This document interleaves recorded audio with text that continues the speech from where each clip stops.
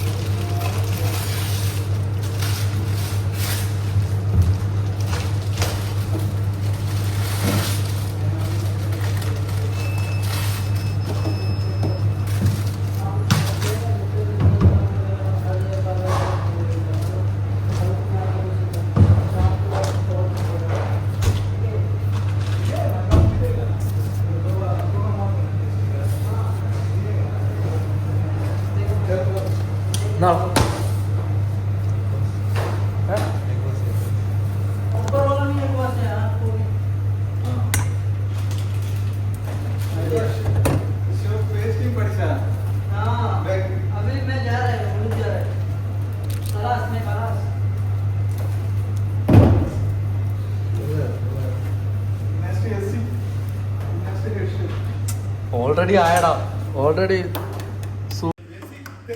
ആ ബേസിക്സ് എനിക്ക് അറിയാടാ മുന്നാടി എനിക്ക് തെറിയാ ബേസിക്സ് നമ്മളെ മറ്റേ ഇതില്ലേ ഫാത്തർ പിസ്സ എല്ലാം സമ്മ എനിക്ക് അടിക്കും ഞാൻ किचन का राइस छोड़ के मतलब राइस वाला आइटम जो है ना वो छोड़ के सैंडविच का आइटम मेरे को पूरा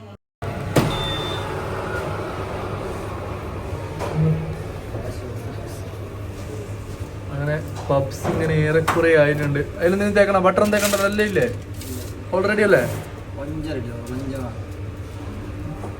നമ്മുടെ പബ്സ് അങ്ങനെ ആയിക്കൊണ്ടിരിക്കുന്നുണ്ട്. ടൈമിന് ഒരു 5 മിനിറ്റും കൂടി നമ്മൾ എക്സ്ട്രാ കൂട്ടുന്നുണ്ട്. ആവട്ടെ. അങ്ങനെ നമ്മുടെ പബ്സ് റെഡി ആയിരിക്കുന്നു. അപ്പം അതൊന്ന് ടേസ്റ്റ് ചെയ്ത് നോക്കാം. ഒരു ടോട്ടൽ ഒരു 5 എണ്ണം ഉണ്ടാക്കിയത്, ചുമ്മാ ഉണ്ടാക്കിയതാണ്, ഡ്രോപ്പ് ആക്കിയുള്ളപ്പോൾ ഉണ്ടാക്കിയതാണ്. ഇതാണ് സാധനം. നമ്മളെ ഹോട്ട് ഡോഗ് പബ്സ് പോലത്തെ ഒരു സാധനം, ഹോട്ട് ഡോഗ് റോൾ. അപ്പം അതിൽ നിന്ന് ബാക്കിയുള്ളപ്പം ഇവിടെ കുറച്ച് ക്ലാസിക്കും കാര്യങ്ങളൊക്കെ ഉണ്ട്.